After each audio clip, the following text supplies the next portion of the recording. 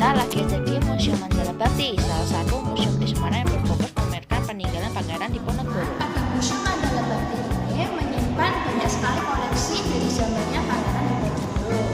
Salah satunya itu ada lukisan yang menunjukkan perjalanan Pangeran Diponegoro dari lahir hingga akhirnya dia melakukan perang mati. Selain itu, ayo kita lihat sama-sama ya apa isi dari museum ini. Nah teman-teman, saat masuki museum kita akan disambut dengan gambaran akan perjalanan hidup Pangeran Diponegoro. Setelah itu kita akan memasuki lorong yang didesain seperti gua untuk memasuki ruangan selanjutnya yang berisi sejarah perang Padri.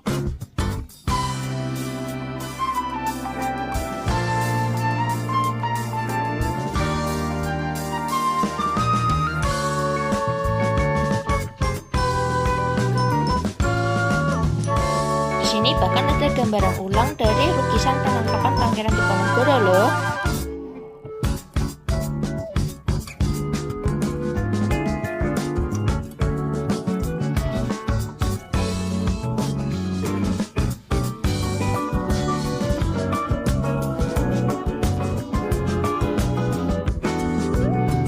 Setelah dari ruangan yang berisi dinding lukisan, kita memasuki ruangan yang berisi foto tempat-tempat yang berhubungan dengan Pangeran Diponegoro nih.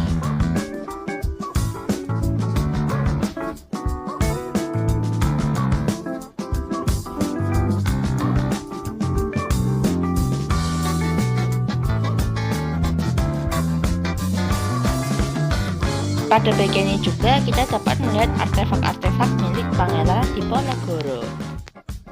Jadi teman-teman, selain lukisan-lukisan yang sudah saya tunjukkan tadi, museum itu juga ternyata menyimpan artefak-artefak lain. Seperti gambarnya ini ada replika dari jubah Pangeran Diponegoro. Lalu selanjutnya selain artefak pakaian, museum ini juga menyimpan artefak yang berupa prasasti, yaitu replika dari Al-Quran gambarnya Pangeran Diponegoro.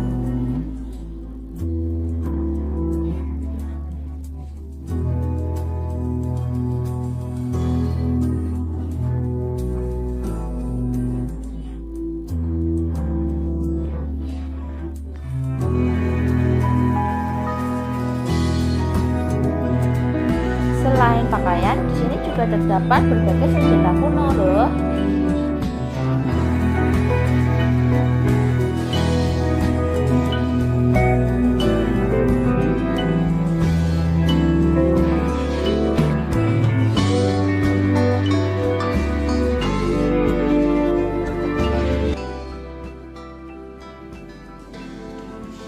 Nah teman-teman, kalian tahu gak ini bagian museum apa?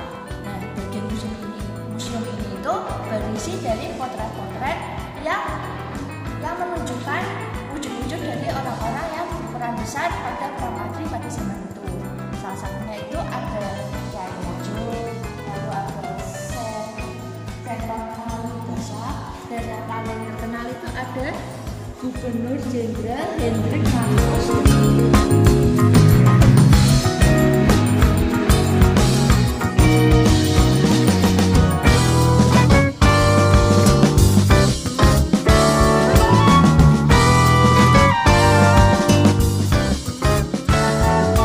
Setelah melihat senjata dan foto-foto tokoh di masa lalu, sekarang kita bisa melihat alat musik yang digunakan militer nih.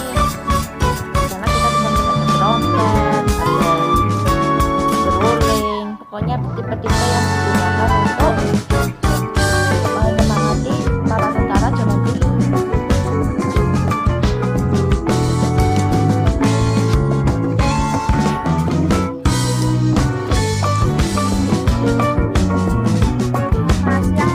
Perkenalkan, saya Stefani dari SMA Segus Sapiens. Saya ingin bertanya mengenai beberapa hal mengenai barang antik kepada Bapak, apakah boleh? Oke, oke Pak. Saya mau tanya, pertama Bapak kira-kira menjual jenis barang antik apa saja di sini? Di antaranya barang-barang saya jual terutama makanan, koi, komplek. Nah, patung-patung bahkan dari Indonesia sendiri juga banyak primitif yang kaitannya untuknya banyak sih. Oh. Oke, kan Bapak jualan mata uang koin gitu. Itu ada sejarah nggak balik salah satu uang koin itu? Ya pasti ada.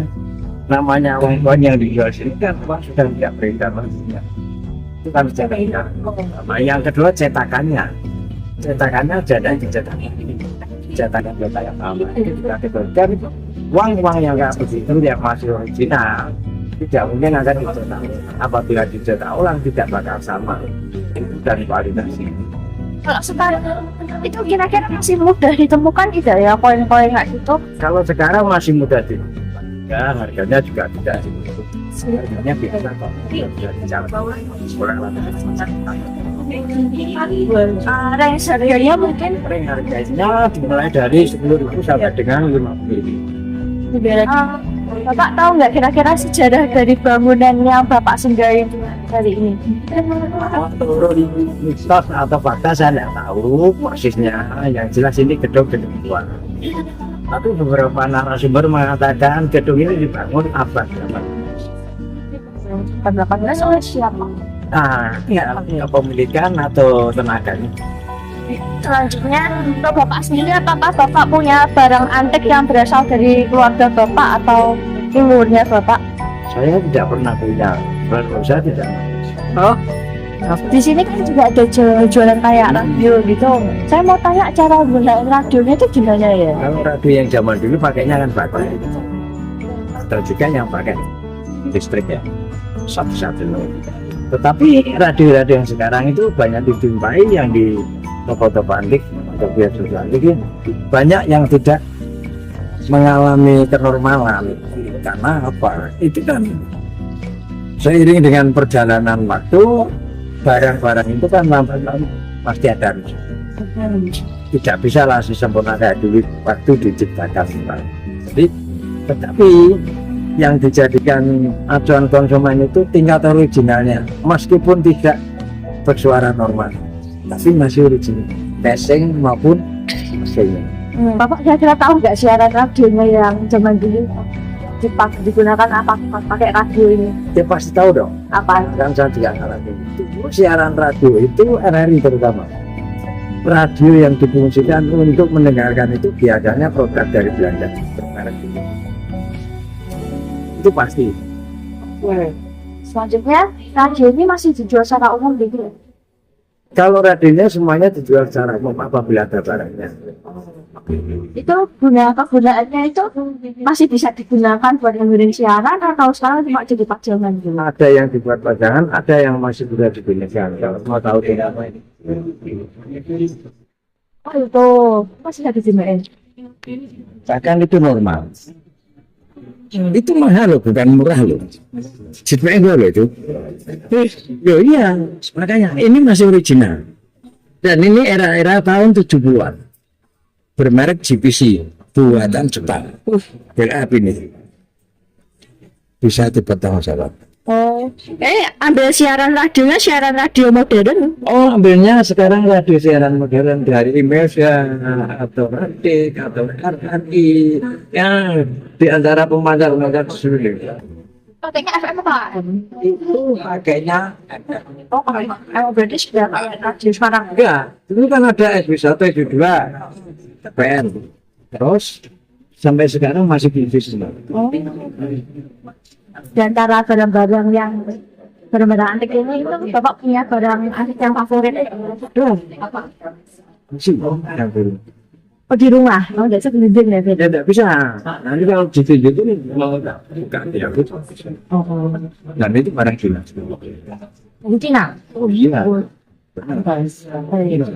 Karena memang saya dominasinya senang fotografi Cina. Memang jelas dia itu mendominasi. Keramik-keramiknya bagus-bagus ini. Tidak hanya keramik, kayak seninya. Kali bisa Cina juga. Oh iya, harganya berapa aja Pak? Coba yang 5, yang 1 juga.